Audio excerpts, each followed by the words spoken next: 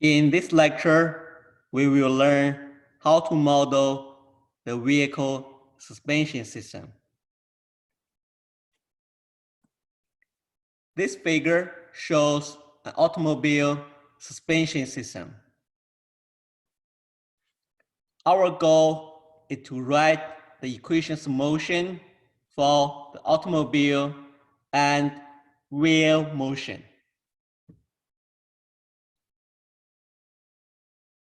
We assume one-dimensional vertical motion of 1/4 of the car above one wheel.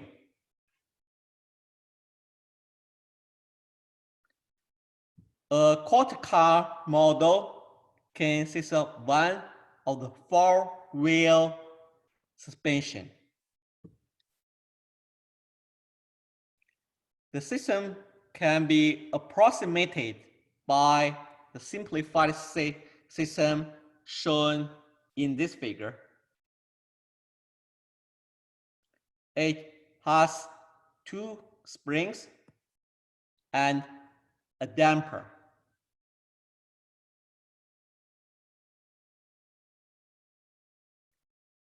The lower spring represents the tire compressibility.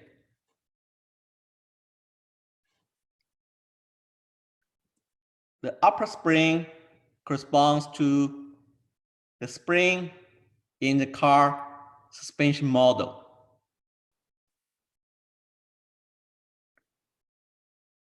The shock absorber is represented by a dashpot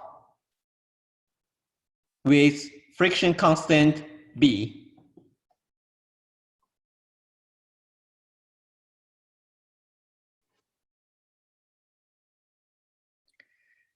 If we put this model in the block diagram,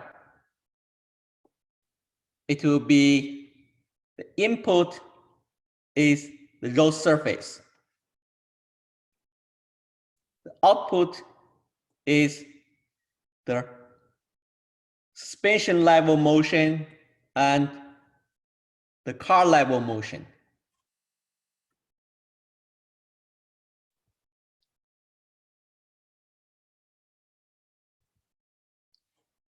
Now let's see the video on the left. Input is the road level.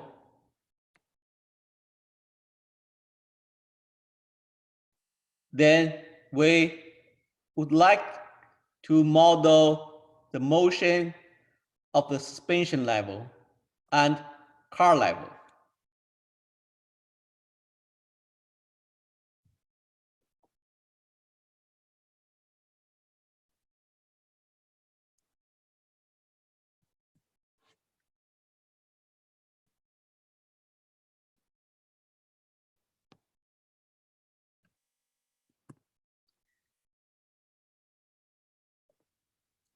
In the block diagram, it corresponds to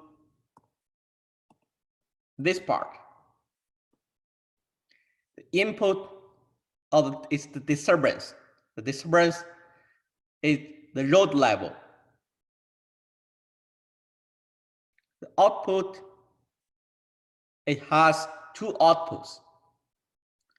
One output is the suspension level. Another output is the car level.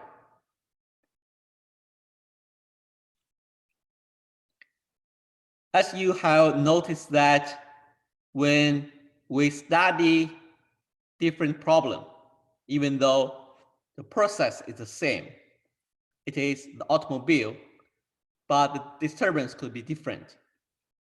In vehicle cruise control, the disturbance could be the road slope.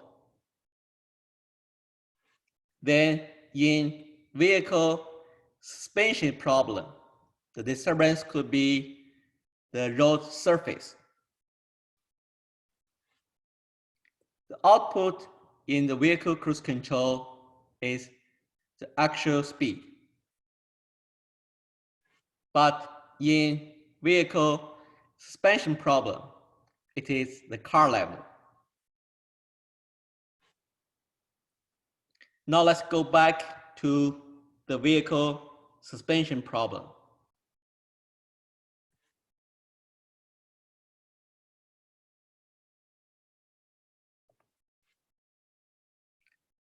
Let's assume the vehicle mass is 1,580 kilograms. It has 4 wheels, each weighs 20 kilograms.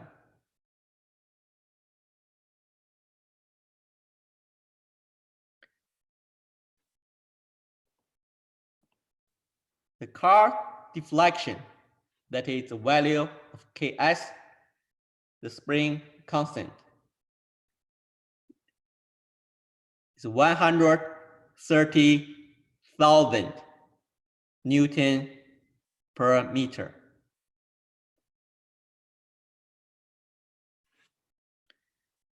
The real deflection is 1 million Newton per meter.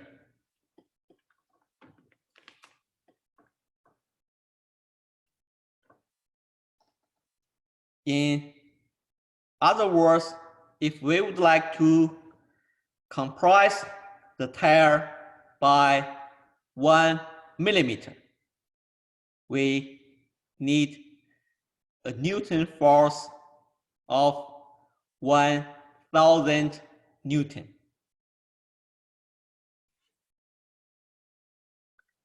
The friction constant B is 9,800 Newton second per meter.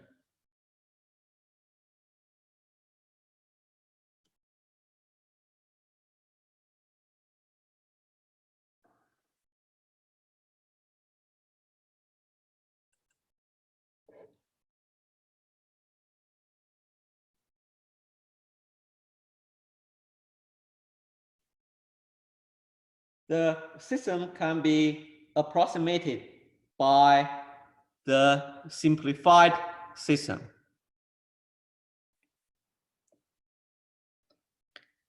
There is a constant force of gravity applied on each mass. M2G and 1G. However, this force can be omitted. It depends on how do we choose the reference point and choose the coordinate. Now let's assume this case.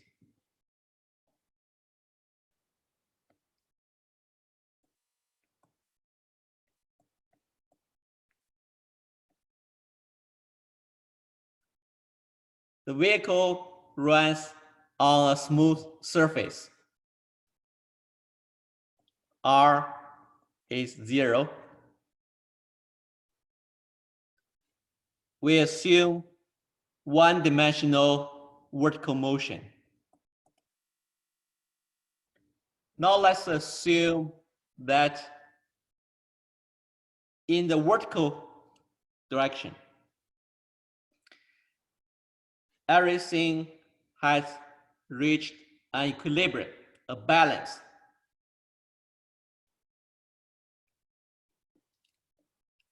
That means the tire was compressed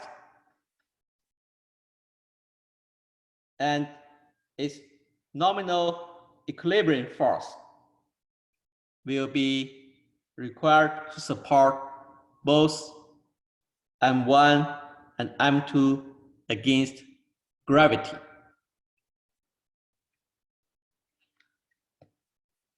if we call this balanced position as the equilibrium, and we choose the position of x at the equilibrium position will be 0, and the position of y will be 0 at the equilibrium position.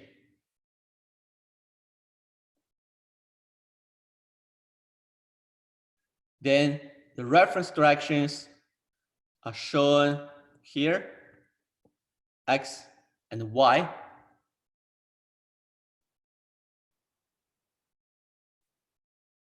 And the coordinates are defined as the displacement of the two masses from their equilibrium conditions.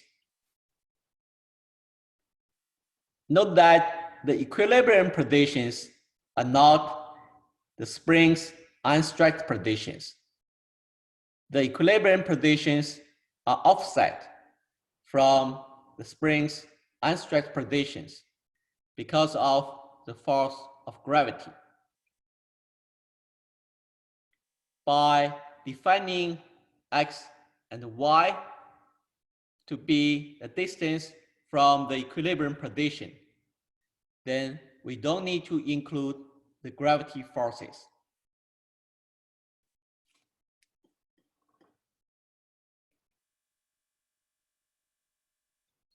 Now let's assume this car hits a bump in the road.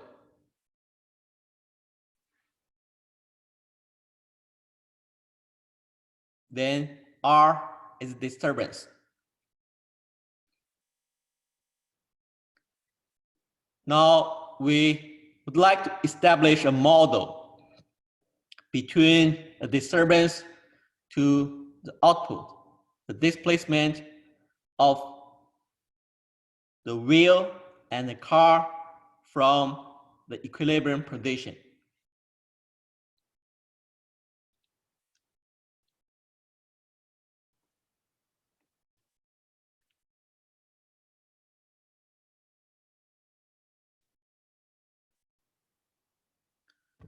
The force from the car suspension acts on both two masses, M1 and M2.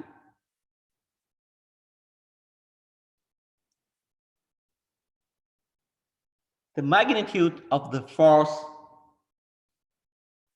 is proportional to the relative displacement of the spring, and the constant is Ks. We know the forces from the spring on two masses are equal in magnitude, but act in opposite directions.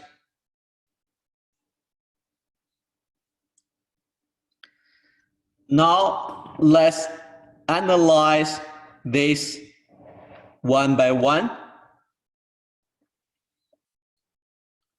So if we assume M2 is moving upwards by y, then we know the spring Ks is stretched. When the spring is stretched, its restoring force will be, the direction is downwards. Okay. This is because of the movement of M2. Then the spring applies an equal force to both M1 and M2. M2, it will be Ks times y. Then for m1, it will be ks times y. They are the same, but with opposite directions.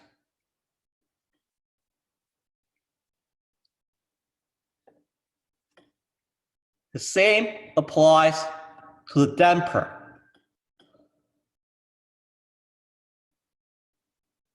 We know the magnitude of the force from the shock absorber, that is the damper, is proportional to the rate of change of the relative displacement of the two masses. Then, because of the movement of M2 going upwards, then the friction force from the damper will be point downwards.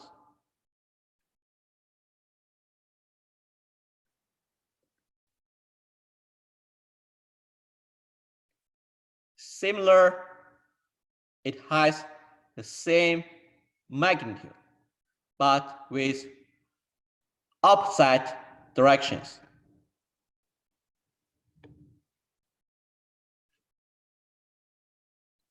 Then for M2, it will be B times y dot.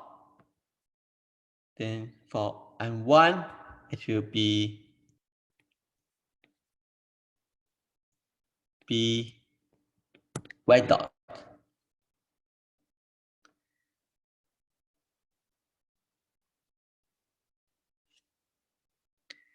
Then let's analyze the movement of M1. When M1 moves upwards, let's first erase it.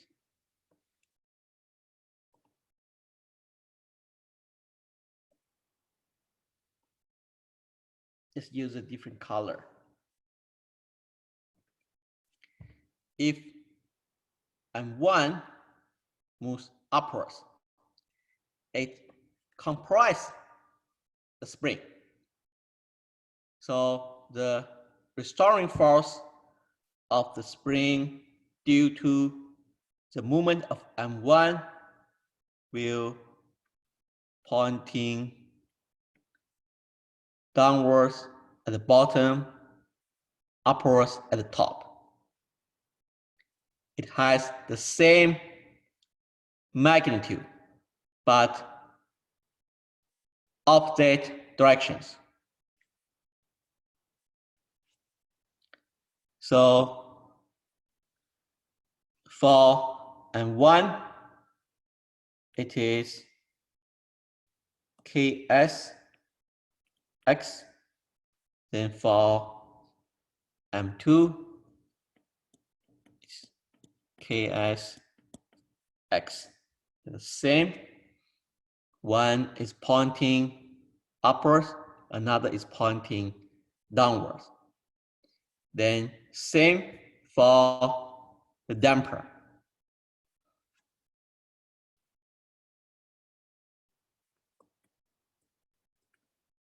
For M1, it will be B times,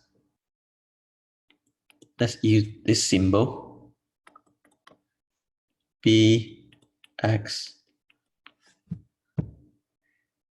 First derivative of x.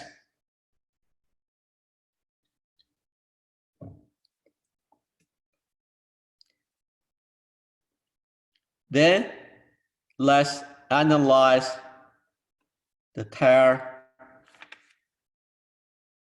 compressibility.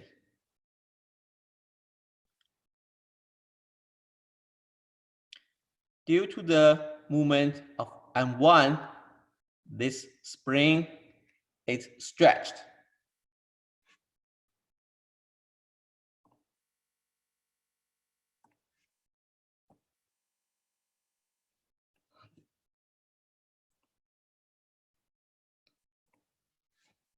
When the spring is stretched, the restoring force is pointing downwards.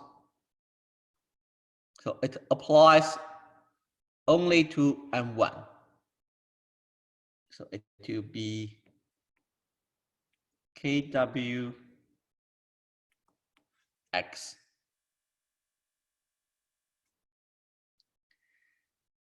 Now let's analyze the effects of the road surface. Because the road surface increases by R, then it compresses the spring.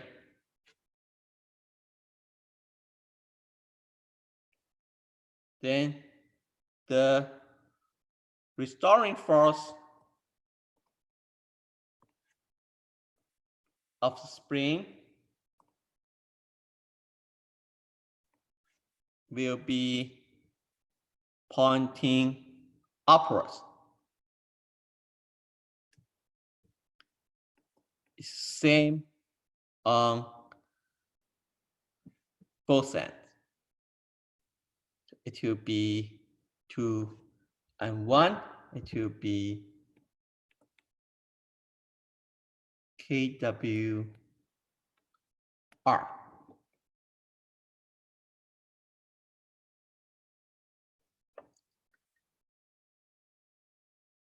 Now we can apply Newton's law. For M1, the sum of forces applied, we take this as a reference direction. It will be, let's write down X first, be minus B X first derivative minus Ks plus Kw.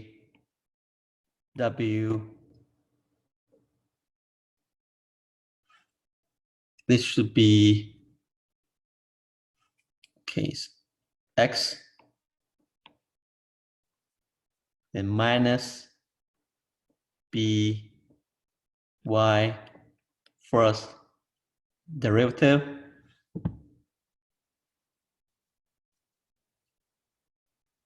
plus, sorry, it's plus because the reference direction is pointing upwards. Then plus Ks Y plus KWR equals to M1 is the mass, then the acceleration will be X second derivative.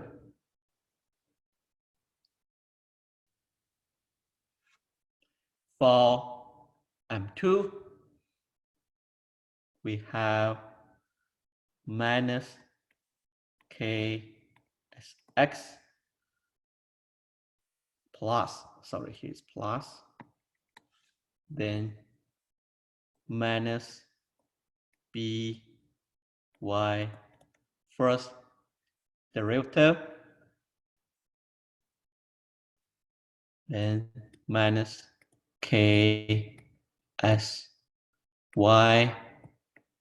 equal to M2, then Y second derivative.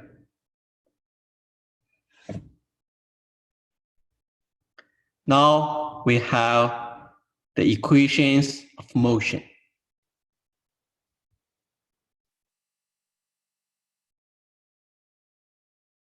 Then we can verify with this one and 1 x2 r minus ks kwx, then minus bx1 plus by first derivative plus ksy. Second, we have bx1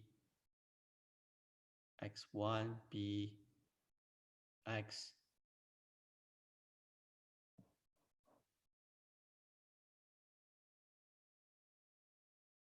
oh, here we forgot to analyze the influence of M1 to the damper. So when we have bx1 here, the same force also applies to M2. So we have bx1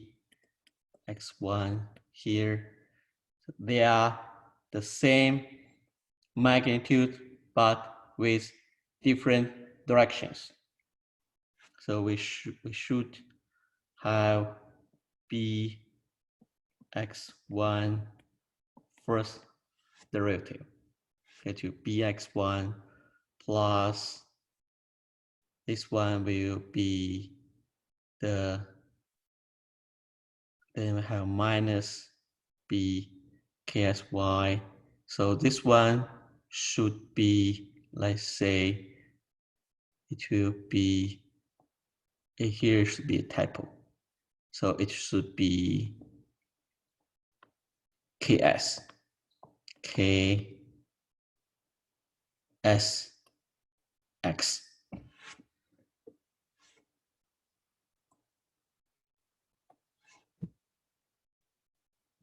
Because we have kxx here.